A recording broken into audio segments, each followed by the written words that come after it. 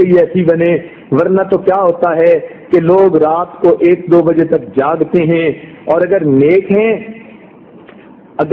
ہیں تو پھر اٹھ کر فجر پڑھ لیں گے، اور پھر فجر کے بعد ایسی نیند آتی ہے کہ دوبارہ سو جاتے ہیں۔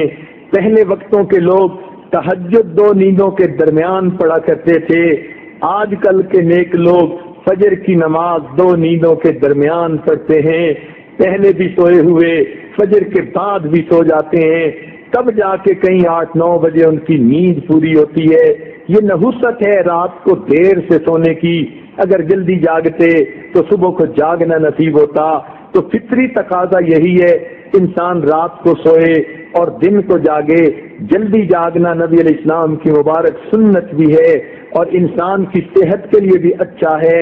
اس لیے کہ جب سورج نکلنے کے قریب ہوتا ہے، ہوا کے اندر اوزون گیس ہوتی ہے، اور وہ انسان کی صحت کے لیے انتہائی ضروری، سونے والا بستر پہ اس کو انہیل نہیں کر سکتا،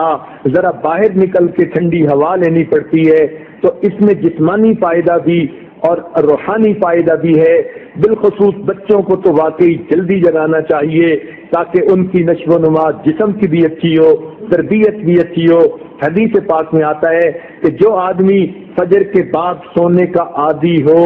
اللہ تعالیٰ اس کی یادداشت کو ختم کر دیتے ہیں۔ چنانچہ آپ تجربہ کریں کہ جن عورتوں کو فجر کے بعد سونے کی عادت ہو، وہ بلکھڑ ہوتی ہیں، باتیں بھول جاتی ہیں، چیز رکھ کے بھول جاتی ہیں، کام کرنا تھا بھول جاتی ہیں، خاوند کو بات کہنی تھی بھول جاتی ہیں۔ یہ زیادہ بھولنے کی عادت عام طور پر فجر کے بعد سونے کی عادت کی وجہ سے ہے، کیونکہ حدیث پاک میں فرمایا گیا،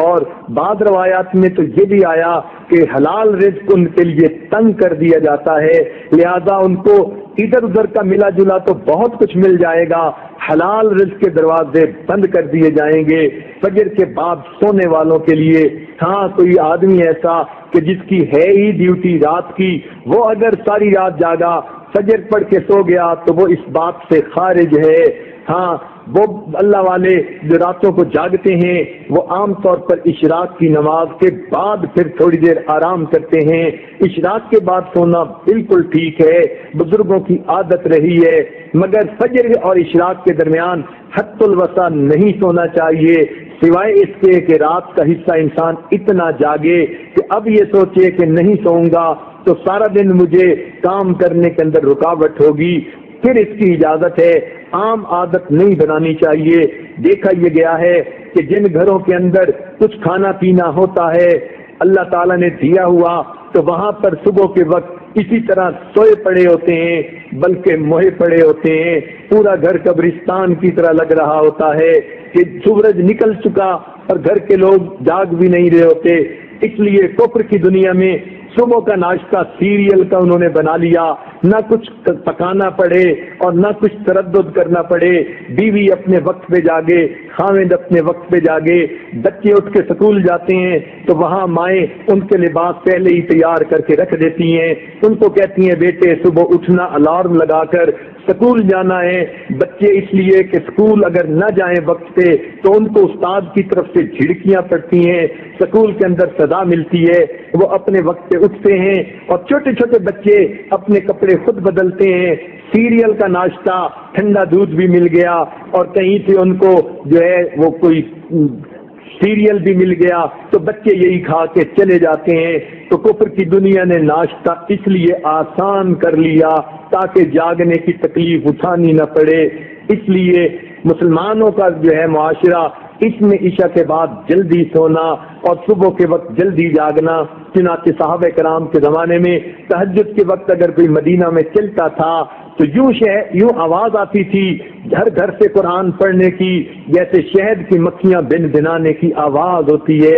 اس لیے ہمیں چاہیے ہم صبح کے وقت اٹھیں، عورتیں صبح کے وقت اٹھ کر نماز پڑھیں، اگر تہجد پڑھیں تو کیا ہی بات ہے، قرآن کی تلاوت کریں، درود شریف پڑھیں، استغفار پڑھیں۔ صبح کے وقت گھر کے اندر عبادت کا کرنا پورے دن کو جو ہے اپنے جو ہے عبادت جو ہے منور بنا دیتا ہے۔ بلکہ ہم نے تو بعض بزرگوں کا یہ عمل بھی دیکھا، وہ فرماتے ہیں کہ جس آدمی کی فجر کی نماز قضا ہوتی ہے وہ آدمی کا دن زندگی کا منحوس دن ہوا کرتا ہے۔ چنانچہ ایک آدمی نے قسم اٹھا لی کہ میں اپنی بیوی کو منحوس دن طلاق دوں گا۔ اب اسے سمجھ نہیں آتی تھی کہ میں قسم تو اٹھا بیٹھا، منحوس دن کون سا ہے؟ کسی فقیہ کے پاس گیا، انہوں نے فرمایا جس دن تمہاری فجر کی نماز قضا ہو جائے وہ تمہاری زندگی کا منحوس ترین دن ہے، تم اس دن یہ کام کر گزرتے ہو۔ بعض ایسے بزرگوں کو بھی دیکھا کہ جو وقت کے حاکم تھے مگر انہوں نے دستور بنایا ہوا تھا، وہ سوچتے تھے کہ جو آدمی فجر کی نماز وقت پہ پڑھ لیتا ہے حدیث پاک کے مطابق اللہ کی امان میں آ جاتا ہے، لہذا وہ حد جو ہے وہ جو سزائیں دینی ہوتی تھی تعزیرات کی وہ اس وقت تک نہیں دیتے تھے جب تک کہ یہ یقین نہ کر لیتے کہ آج اس نے فجر کی نماز نہیں پڑھی۔ اگر پڑھ لیتا تھا تو فجر دوست کو سزا دینا مؤخر کر دیتے تھے کہ اگر یہ اللہ کی امان میں آ گیا ہم کیوں اس کو سزا دیں۔ تو مسلمانوں کے نزدیک تو فجر کے وقت جاگنا اتنا اہم ہے، لہذا عورتوں کو یہ بات مشورے کے طور پر پیش کی جاتی ہے، زندگی کی ترتیب کو سنت کی ترتیب پر لانے کی کوشش فرمائیں، اور اس کا بہترین طریقہ یہ ہے کہ رات کو سوئیں اور دن کو جاگیں، عشاء کے بعد کام جتنا جلدی سمیٹ سکیں جلدی سونے کی عادت اپنائیں تاکہ تہجد میں فجر میں آنکھ کھلے، انسان کے جسم کی نیند آرام کا تقاضا بھی پورا ہو جائے، اور صبح کے وقت پھر آنکھ کھلے تو اللہ تعالیٰ کا حکم بھی پورا ہو جائے۔ اس طرح انسان کی زندگی پر سکون گزرتی ہے۔ تاہم اگلا پوائنٹ یہ ہے کہ اگر گھر کی زندگی پر سکون ہو اس کا طریقہ یہی کہ میاں بیوی آپس میں مشورے کے ساتھ اس قسم کے معاملات کو طے کر لیا کریں، بچوں کے سامنے بحث مباحثہ کرنے سے بچا کریں۔ بچے اگرچہ چھوٹے ہوتے ہیں لیکن ان کی یادداشت بڑی تیز ہوتی ہے، جب میاں بیوی آپس میں ڈائیلاگ کر رہے ہوتے ہیں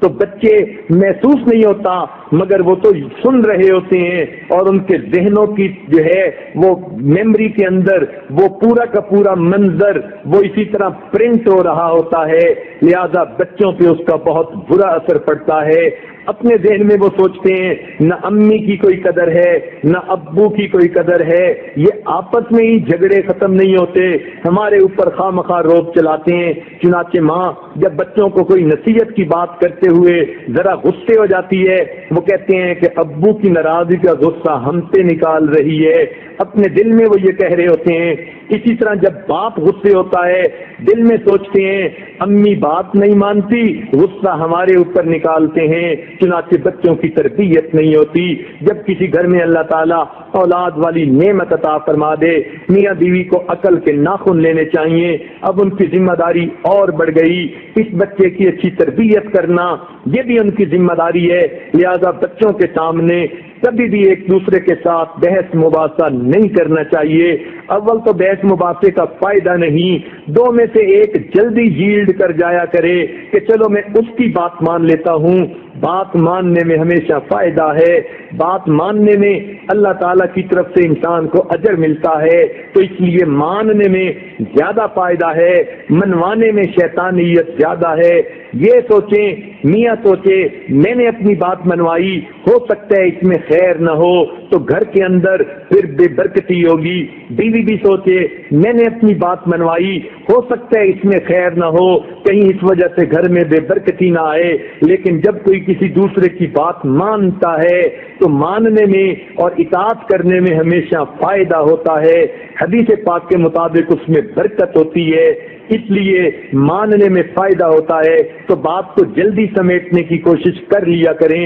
اور بالخصوص بچوں کے سامنے بحث مباحثہ سے پرہیز کیا کریں۔ جو خاوند اپنے بچوں کے سامنے بیوی کو ڈانٹ ڈپٹ کرتا ہے وہ سمجھ لے میں اپنے بچوں کو بگاڑنے کی پوری کوشش کر رہا ہوں، میں ایک بھی جو ہے کسر نہیں چھوڑ رہا بچوں کو بگاڑنے میں، اس لیے کہ میری بیوی نہیں تو ان کو ٹریننگ دینی تھی۔ جب بیوی کو ڈانٹ پڑ رہی ہے تو بچوں کی نظر میں اس کی کیا اہمیت رہی، اس لیے خامند کی ذمہ داری ہے بچوں کی نظر میں وہ اپنی بیوی کا احترام بنائے، اور بیوی کی ذمہ داری ہے بچوں کی نظر میں اپنے میاں کا احترام بنائے۔ یہ میاں بیوی آپس میں میوچل انڈرسٹینڈنگ کے ساتھ کام کر سکتے ہیں۔ خامن جب بھی بچوں کے پاس بیٹھے ان کو بتائے بیٹو تم امی کی بات مانا کرو، امی کی بات سنا کرو، وہ اپنی بیوی کا جو ہے احترام ان کے ذہن میں پیدا کرے، ماں کا مقام ذہن میں پیدا کرے، اور جب ماں اکیلی ہو بچوں کے پاس ان کو سمجھائے کہ بیٹو تم ابو کی بات مانا کرو۔ جب دونوں میاں بیوی اس کو اصول بنا لیں گے تو بچے ماں کی بھی مانیں گے، باپ کی بھی مانیں گے، اور ان کی اچھی تربیت ہوگی۔